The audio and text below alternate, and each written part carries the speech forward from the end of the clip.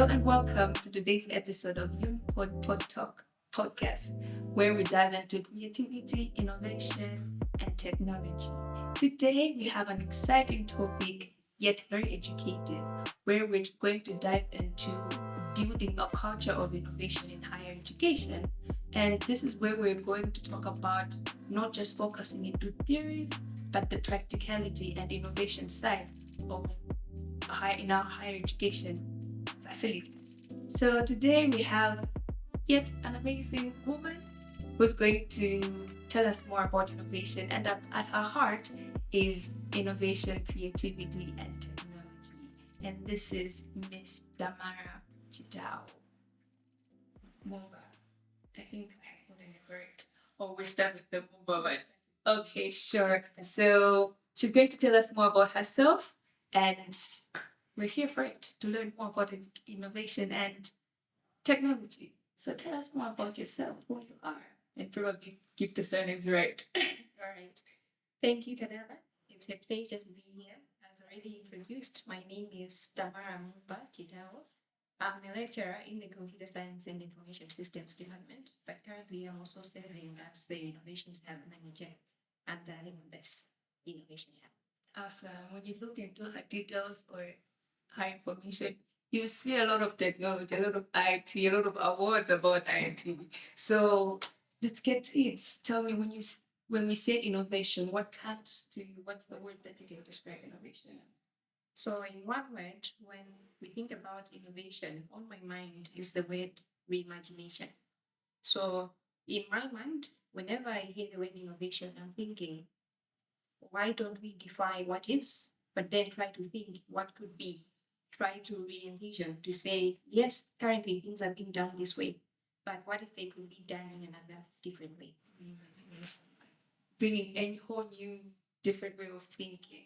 Exactly. Awesome. But tell us more about yourself. How did you end up landing into the innovation side of in the technology world? Tell us how was your education for you to get here. How has the journey been? All right, it's been quite a journey. I started my primary school at Balaka Primary Early Year School. I did my standard 1 to 3, but then due to transfers, I had to move to Lilongwe, where I did my standard 4 up to 8. Likely there, when I sat for my primary school leaving certificate, I was selected to UZI, but I had also sat for entrance exams, which I succeeded, and I was selected to go to Marymount. So I opted to go to Marymount because my mom preferred Marymount over UZI. And then from there, apparently, I sat also for Malawi School Leaving Certificate of Education. And from there, I actually got selected into Polytechnic, now called MUBAS. Yes. And as a child, most of my siblings are boys. We have 6 in our family, and we are only 2 girls, and most of them are boys. So most of my siblings were into electronics. That's where I got the passion to go into tech. And one of my options was to do Bachelor of Information in Technology. And luckily, I was selected. And that's how the journey started. And after I finished college, I got an opportunity as a lecturer at Banta International University, where I was teaching IT. But then a few years later, an opportunity arose where I also wrote an application to apply as a lecturer, associate lecturer at MUBAS. And luckily, I succeeded in those interviews. And in 2018, I joined MUBAS as a staff associate. And later on, I also enrolled for a master's from Malawi School of Government, where I studied for a master's in management information systems, where I currently graduated this year. So that has been my tech journey so far. Okay, amazing. So we're talking to the right person in this deep world. So what I would love to know is you talked about reimagination. We mostly think tech is all about mostly think of innovation is all about science labs, doing this, doing that, chemicals involved, but you're giving us another perception. Tell us more about this kind of perception. Do students and educators know that innovation can also go in this way? So I would say yes and no.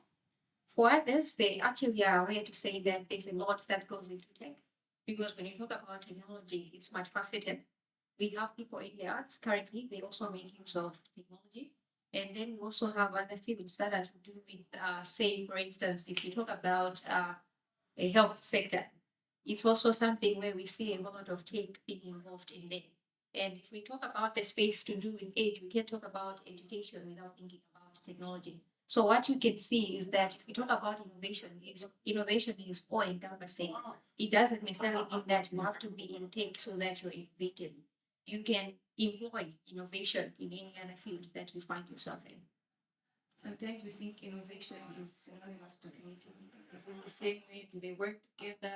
What is the place of creativity and innovation? Okay, so I would say creativity is part of innovation because innovation is all about finding new ways to do certain things.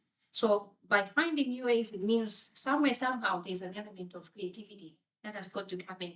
But it's not only about creativity, we also have to look at other aspects. For instance, we have to think about collaboration, whereby alone I can have an idea that is very creative, but then we also need to have diversity whereby I get to view the creative idea that I've come up with from a different angle. So with creativity, we also have to add on other aspects such as inclusion, diversity, and a whole lot of other aspects that will now make the innovation to be impactful and meaningful by the end of the day. How do we balance creativity and problem solving? Because sometimes we just think creativity is just being spontaneous, is related to being spontaneous. So how do we balance it with problem solving? So, as I've already pointed out, it's not enough just to be creative. We live in a global village, and along the way, in as much as we're living in a global village, there are certain things that are very contextual, that are much more local. Like we have our own local problems that other developed countries out there are not facing. As such, it's not just about creativity. We also have to think about creativity, but beyond just being spontaneous. We have to think about now solving problems that affect us as locals, but also problems that affect us as on a global scale. So it's a matter of balance.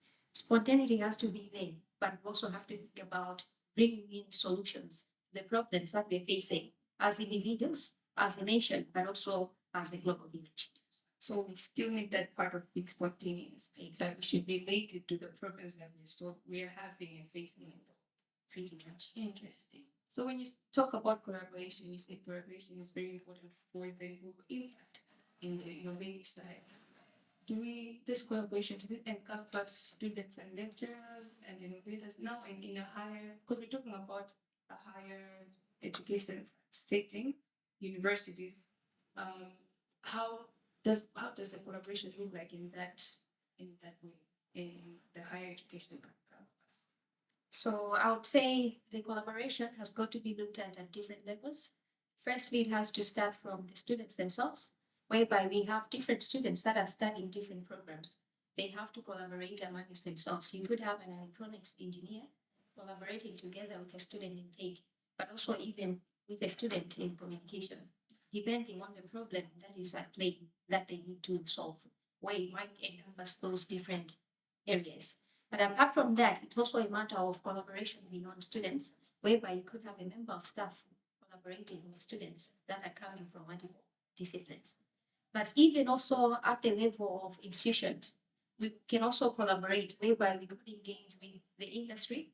We could also engage with other universities on certain projects that are going to have an impact on all of us, so that by the end of the day, we get to benefit all of us together and we come up with something that is connected in terms of co-creation as far as solving real problems is concerned. And even again, we can also collaborate with development partners on an international level.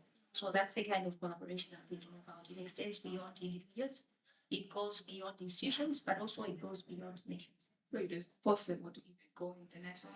Exactly. Now, turning to your introduction, you mentioned about innovation hub.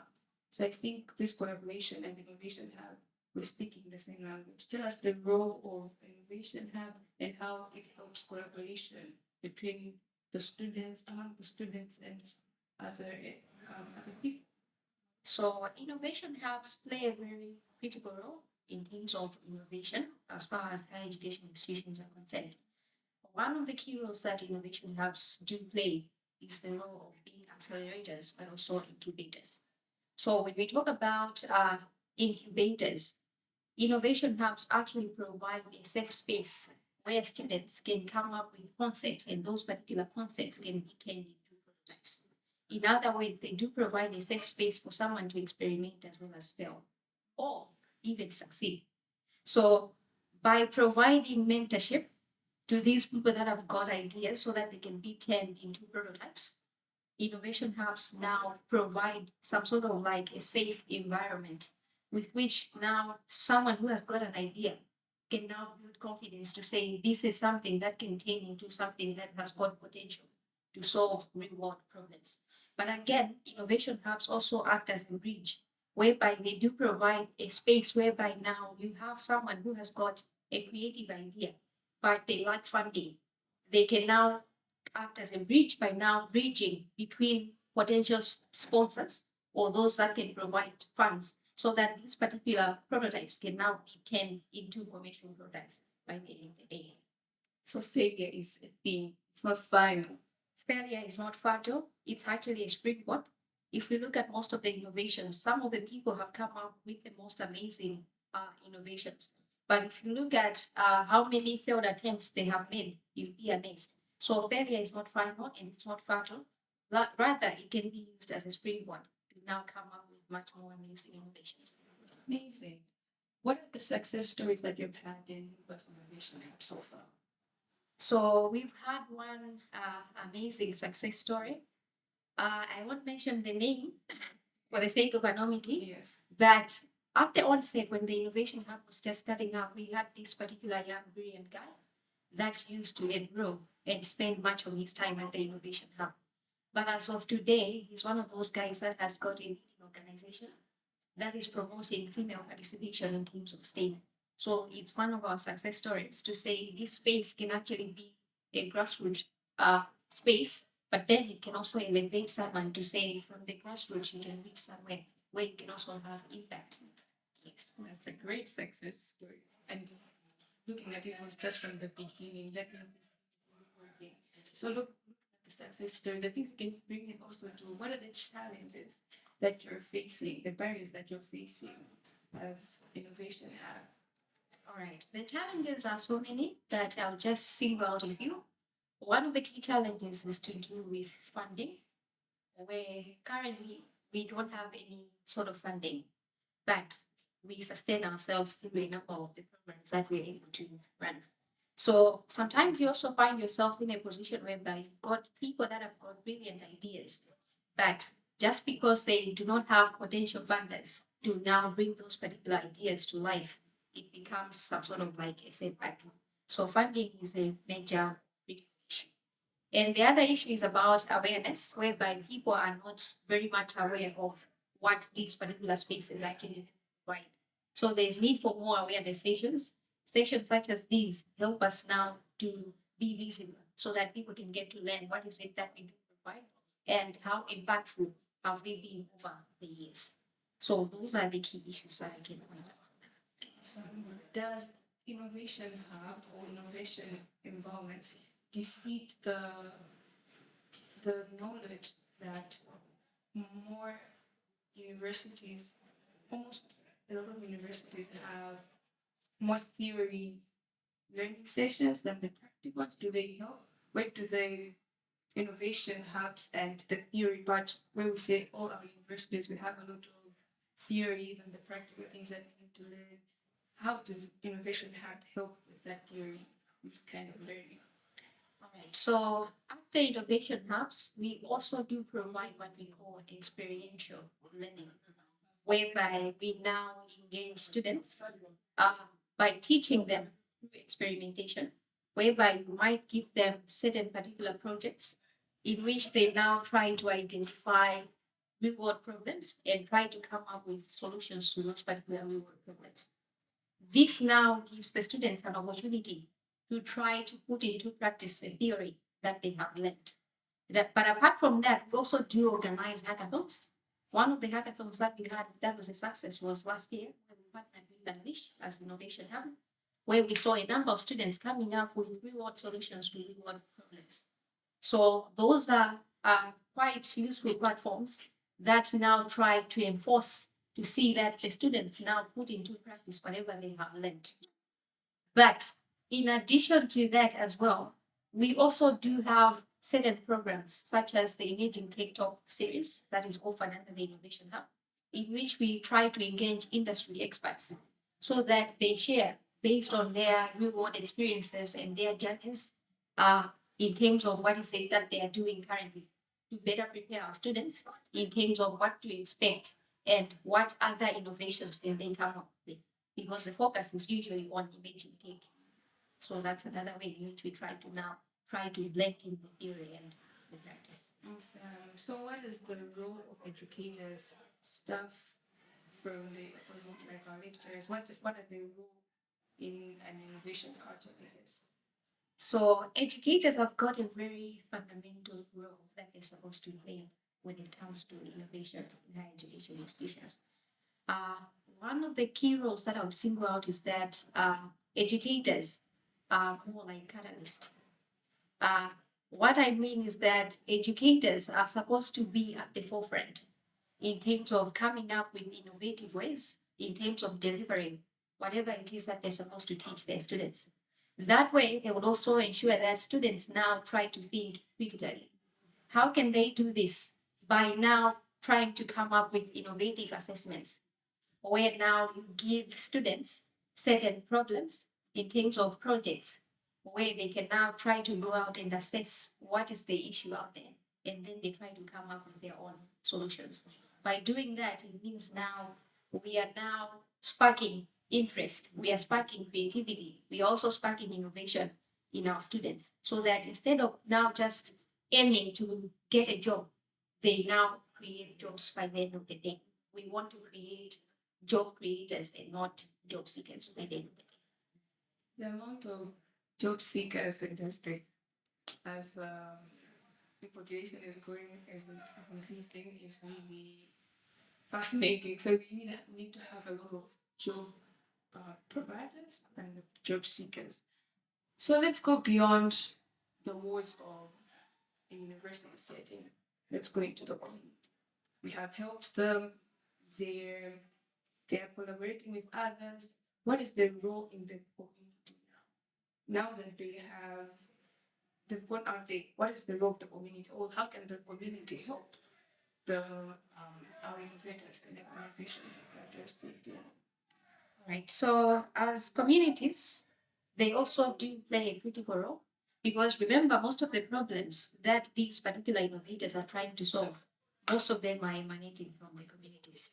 So members of the communities are supposed to be part and parcel of the innovation process by sharing in their experiences in relation to the problems that our innovators are trying to solve. So this can take so many forms. It could be just by sharing what are the problems that you currently face as a community with any other potential innovators that you come into contact with. But in extension to that, we also have some community members that have got expertise and they have got different experiences. Remember, we talked about diversity, where now the diversity will come in to now help better shape whatever innovative solutions that the innovators are trying to generate by the end of the day. What would you love the community out there to help, how to help innovation hub? How do you think they can help innovation hub? Okay, so one way that they can help the innovation hubs is to patronize, because we know out there, even in the communities, we have people, yes, they're not very well exposed, but they have got very brilliant ideas. We need them to come forward to the hubs where we now come together with other people to co-create solutions that will now benefit the communities by the end of the day. So it's not only about someone who is learned to say they can be the ones that can come up with very impactful, innovative solutions. Even those people that are not very learned, they have the potential to come up with amazing, innovative solutions. So it's not only for the learned. It's not only for the learned. How are those in the community that are not learned to quote unquote find innovation hub? So, as I already stated, one of the key issues that we have is the issue of awareness. So, most definitely, we might need to spread out the word out there to say we do exist. We can use a number of platforms that are not very tech savvy. For instance, we can use radio. just to advertise to say there's the existence of these particular apps where people can come in and then we can work together to come up with solutions that can address a number of issues in our information. I think this is a really good environment for some people because people have ideas and they don't know where to go with their ideas. They're just keeping them in their homes and they just use them just for what. But this is giving them a platform where they can showcase, collaborate, and really diversify and do different things. Awesome. So, your journey as a leader in Innovation Hub, what are the things that you look at and then you say, I really love being a leader in Innovation Hub? What are the moments that bring you joy? Um, I'm someone who is passionate about young people. I love seeing young people really realize their potential, bringing their ideas to life. So one of those moments is when I get to see our young kids under our Hello Tomorrow program as young as this, getting to learn how to code. Back in the days, we never had such opportunities, but I'm quite amazed to see nowadays people as young as 6 or 7 being able to write a code. Let me For me, catch it you. gives me pleasure. Let me catch you. Tell us more about Hello. Hello. Hello Tomorrow. Hello Tomorrow. Yes, tell us more about that and the other things that you offer in Innovation Hub. All right, so if we talk about Hello Tomorrow, it's one of our programs under the MUBAS Innovation Hub, which is specifically targeting kids as young as 6 all the way up to the age of 17. So we do introduce them to programming, but the programming lessons are offered in such a fun and engaging way, considering their age. So from the ages of 6 to 9, they learn Scratch, where they use blocks to come up with programs. And from the ages of 10 to 17, it's where now we introduce them to Python programming. So these are normally run under a course of 7 weeks, where we do have them every Saturday from 9 to 12 at the Innovation Hub at GGU. We normally run them twice a year, February to March, and then the other cohort is usually from July to September. But apart from that, we also do host the Imaging Tech Talks, which are done once every month, usually at the end of the month, where we do engage industry experts to share a number of insights regarding the field that they are in. The idea is to prepare university students for what is to come in the future in terms of what are the emerging tech trends and what necessary steps do they need to undertake, what is the necessary knowledge and skills that they need to acquire to be better prepared, but also just to spark their interest in terms of research. What are the research areas that are there? So your joy comes in when you see a 6-year-old able to code. Exactly. It gives me so much pleasure. Amazing. Maybe just to ask, what age are you looking at the Innovation Hub? Or are you working with anybody else at the Innovation Hub? The age is 6 to 17. Yeah. But we also do offer trainings targeting professionals. Like recently, we had an online training where we were targeting the working class. We were introducing them to data analytics using Python. So we also plan to run another series, but this one will not be hybrid because others were having challenges in terms of the internet and everything else. So we want to balance. Others can come physically, and others can enroll.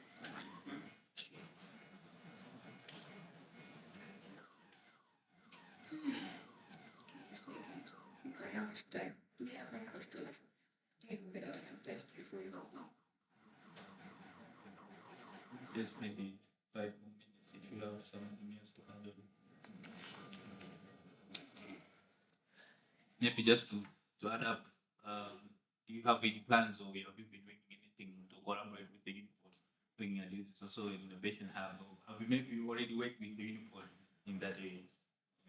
Currently, we haven't had any chance, but what we have done so far is I've gotten a couple of calls from innovators where we had one guy that was developing a water quality monitoring system, and we were more like a bridge where we brought the guy and one to UniPod. So we've been quite influential in terms of now trying to bring in innovators so that they can scale up their innovations.